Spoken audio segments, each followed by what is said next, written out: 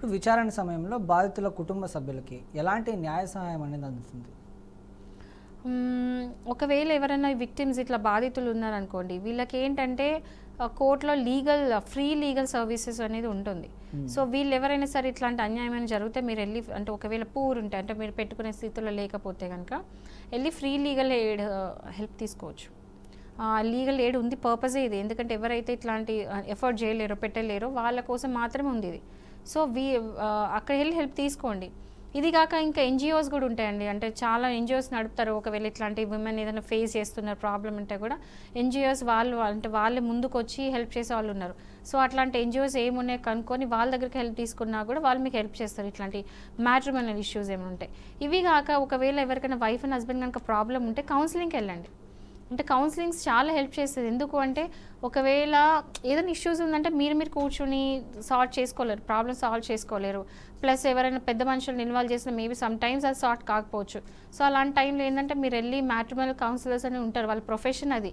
అంటే ఒకవేళ wife and husband మధ్యలో ఏమైనా ప్రాబ్లమ్స్ ఉన్నా, ఇష్యూస్ ఉన్నా, డిస్ప్యూట్స్ ఉన్నా, ఫినాన్షియలీ, mentally, ఫిజికల్ ఎలాంటి ఇష్యూస్ ఉన్నా కూడా మీరు వెళ్ళి మ్యాట్రిమోనియల్ ఈ కౌన్సిలర్స్ ఎవరైతే ఉంటారో, మ్యారేజ్ కౌన్సిలర్స్ ఉంటారో, సో మీరు వెళ్ళి అక్కడ కనుక హెల్ప్ తీసుకుంటే మామూలుగా సెషన్స్ ఇస్తారు. సో సెషన్స్లో కూర్చొని మీ ప్రాబ్లమ్ సాల్వ్ చేసుకోండి. ఒక 4-5 సెషన్స్కి మేబీ మీ మధ్యలో ఉన్న ప్రాబ్లమ్స్, డిస్ప్యూట్స్ తగ్గొచ్చు, సాల్వ్ అవ్వచ్చు. So give it a try. So ఇంట్లో కూడా రోజు కొట్లాడుకునే కంటే కౌన్సిలర్స్ దగ్గరికి వెళ్ళి కౌన్సిలింగ్ తీసుకోండి. మీకు ఒకవేళ మనీ అఫోర్డ్ చేయలేకపోతే కూడా కోర్టు నుండి కూడా కౌన్సిలర్స్ ఉంటారు, అట్లా కూడా చేసుకోండి కౌన్సిలర్స్. ఒక హత్య చేసి దాన్ని ఆత్మహత్యగా చూపించే ప్రయత్నం అయితే చేసే వాళ్ళు కూడా ఉన్నారు. సో అలాంటి వాళ్ళకి చట్టం ఎలా చూస్తుంది, ఎలాంటి శిక్షలు విధిస్తుంది? ఇప్పుడు వాళ్ళే ఉన్నారండి, ఎవరైనా సరే హత్య చేసిన అని చెప్పరు. హత్య చేసి దాన్ని ఏదో ఒక కలరింగ్ ఇద్దామని చూస్తూ ఉంటారు. ఆత్మహత్యనా, లేకపోతే అదేంటి మిస్ అయ్యి బ్రిడ్జ్లో పడ్డాడని మొన్న, అంతకుముందుకు ఒకటి విన్నాక బైక్ మీద పోతుంటే యాక్సిడెంట్ పడ్డాడని, అదొకటి చంపించింది వాళ్ళ వైఫ్. మళ్ళీ ఇది కాకుండా ఇప్పుడు అవన్నీ విన్నాము. ఇప్పుడైతే ఇవి కొత్త కేసెస్. దానికంటే ముందైతే డ్రమ్లో పెట్టడము, కుక్కర్లో పెట్టడము, ఎన్ని విన్నాం.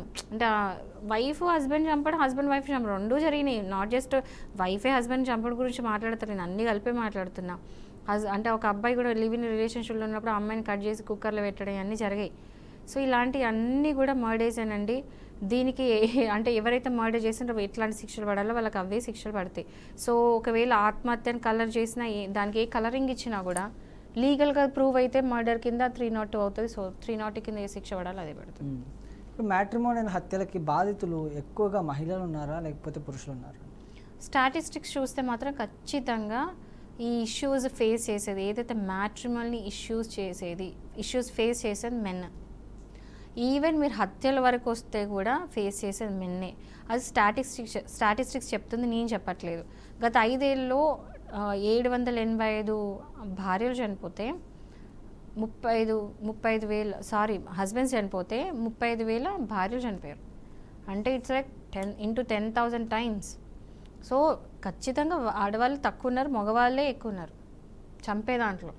చచ్చే దాంట్లో మాత్రం ఆడవాళ్ళు తక్కువ ఉన్నారు. ఓకే, కాలర్ అయితే ఉన్నారు మేడం, శివప్రసాద్ గారు తిరుపతి నుంచి. శివప్రసాద్ గారు నమస్కారం అండి. హలో, చెప్పండి, సమస్య ఏమిటండి? సార్ సమస్య ఏం లేదండి, ఒక చిన్న మోడిఫికేషన్. మేడం గారు చెప్తున్నారు కదా సెక్షన్స్, అవునండి, అవన్నీ ఓల్డ్ సెక్షన్స్ కదండి, ఇప్పుడు కొత్త సెక్షన్స్. అవునండి, బిఎన్ఎస్ఎస్ యాక్ట్ వచ్చింది. బిఎన్ఎస్ యాక్ట్ వచ్చింది, అది చెప్పడం లేదే మీరు. బిఎన్ఎస్ యాక్టా? నెక్స్ట్ టైం నేను చెప్తానండి. ఇవేంటంటే మాకు ఇప్పుడు మీరు పోలీస్ స్టేషన్కి వెళ్ళి కంప్లైంట్ ఇవ్వండి. ఎందుకంటే రీసెంట్ 2 days బ్యాక్ కూడా నేను వెళ్ళి పోలీస్ స్టేషన్లో కంప్లైంట్ ఇచ్చినప్పుడు ఏంటంటే నేను బిఎన్ఎస్ యాక్ట్ సెక్షన్స్ చెప్తుంటే వాళ్ళకి అర్థం కావట్లేదు. సో మళ్ళీ నేను ఐపీసీవి పెడితేనే వాళ్ళకి అర్థమైంది, ఇది అఫెన్స్ అని చెప్పేసి. సో క్లారిటీ కోసం ఐపీసీ చెప్తే ఓకే, బిఎన్ఎస్ యాక్ట్లో కూడా చెప్పమంటే చెప్తాను. బట్ మాకేంటంటే మాకు అలవాటు అయిపోయింది ఈ కొత్త బిఎన్ఎస్ యాక్ట్. ఇప్పుడు టక్క లైవ్లో అంత మెమరీ పెట్టుకొని నేను ఇంకా చెప్పేంత మెమరైజ్ నేను ఇంకా చేసుకోలేదు, ఓపెన్గా చెప్తున్నా. ఐపీసీ అంటే నాకు అలవాటు అయిపోయింది, ఎప్పటి నుంచి చూస్తున్న సెక్షన్స్. సో బిఎన్ఎస్ సడన్గా ఇప్పుడు కొత్తగా మెమరైజ్ గుర్తుపెట్టుకోవాలంటే నేనైతే మనిషిని, నేను రోబోట్ని కాదు. సో గుర్తుపెట్టుకోవడానికి ట్రై చేస్తాను. ఓకే, అప్పుడు అది అపార్ట్మెంట్ సూసైడ్కి టక్కని ఇప్పుడుండే వాళ్ళందరూ ఏమనంటే దాంట్లో కంపేర్ చేసుకుంటే అది మారిపోతుంది సెక్షన్స్. అర్థం కాలేదండి, మళ్ళీ చెప్పండి.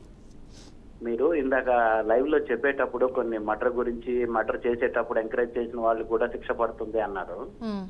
సెక్షన్ 306 ఐపీసీ ప్రకారము కాదు, సెక్షన్ అది కాదు, 120B 120 అయిన తర్వాత అబెట్మెంట్ ఫర్ సూసైడ్ సెక్షన్ కూడా చెప్పారు మీరు. 306 yeah 306 it is a old section కదా. గబక్కన ఏమవుతుందంటే కన్ఫ్యూజ్ అయిపోతారు, 306 అది కాదు కదా ఇప్పుడు అన్నట్లుగా.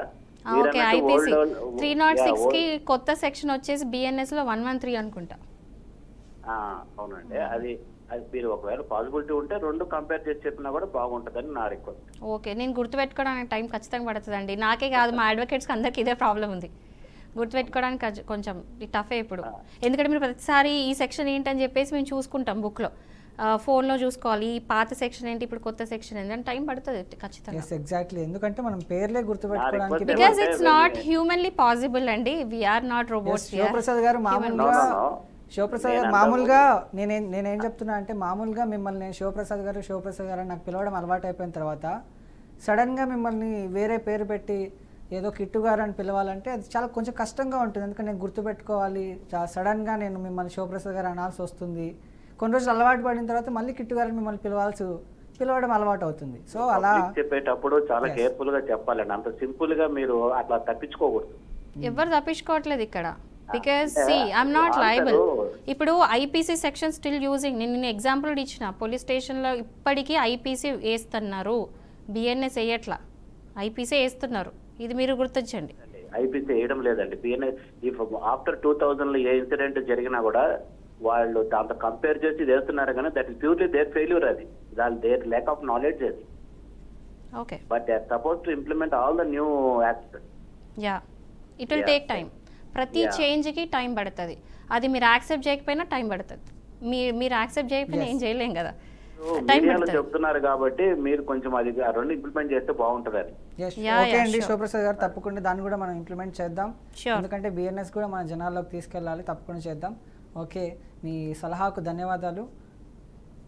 సో మామూలుగా ఇప్పుడు ప్రతిస్వామ్య భావనలు అనేటివి ఉంటాయి మేడం, ఇంకా ఈ కాలంలో కూడా ఇటువంటి క్రూరమైన వాటిలు కూడా ఉన్నాయంటారా?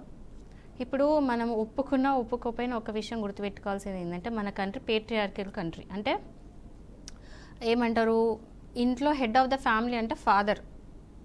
అది అంటే ఒప్పుకోవాలి. అంటే అది నేను తప్పు అంటలేను, ఎందుకంటే ఇయర్స్ నుండి అది వస్తుంది.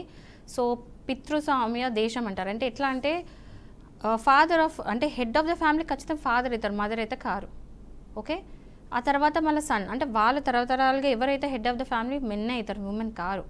సో ఇది ఎందుకు పెట్టారు అంటే ఒక బ్యాలెన్స్, ఒక సిస్టమాటిక్ బ్యాలెన్స్ కావడానికి పెట్టారు.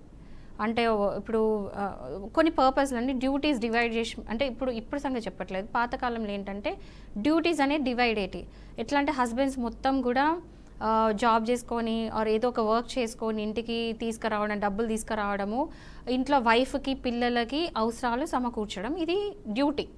వైఫ్ డ్యూటీ ఏంటంటే ఇంట్లో హస్బెండ్ వంట చేయడము, ఇండ్లు చూసుకోవడాలు, పిల్లల్ని చూసుకోవడాలు, ఇలాంటివి విమెన్కి డివైడ్. ఇద్దరికి వర్క్ ఉన్నట్టే, ఇద్దరిది తక్కువ ఎక్కువ చేయడానికి లేదు, ఇద్దరు ఈక్వల్ పని చేస్తున్నట్టే.